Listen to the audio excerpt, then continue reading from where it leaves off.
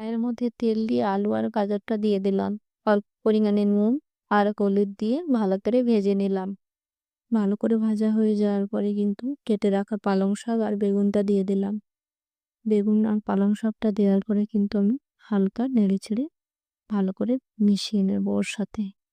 তারপরে কিন্তু আমি কিছুক্ষণের জন্য ঢাকনা দিয়ে ঢেকে রেখে দেবো। তো দেখো আমি হালকা নেড়েচেড়ে ঢাকনা দিয়ে ঢেকে দিলাম। দেখো আমার কিন্তু সেদ্ধ হয়ে গেছে।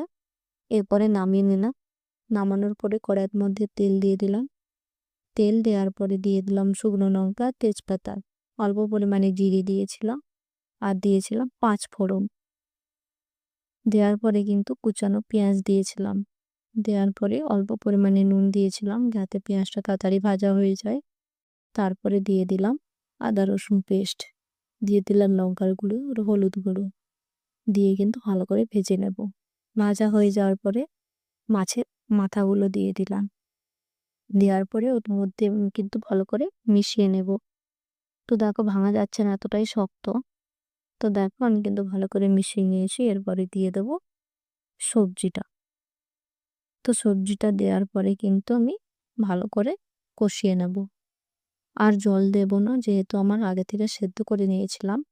তো ওর মধ্যে ভালো করে মিশিয়ে নিয়ে আমি কিন্তু নামিয়ে নেব।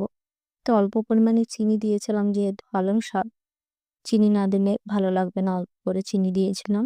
তারপরে দেখো আমি ভালো করে কষিয়ে নিচ্ছি। কষিয়ে নেওয়ার পরে কিন্তু আমি নামিয়ে নেব।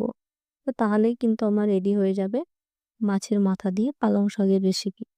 তো কেমন লাগলো তোমাদের অবশ্যই কমেন্টে জানিও। ভালো লাগলে লাইক, কমেন্ট, শেয়ার করে দিও।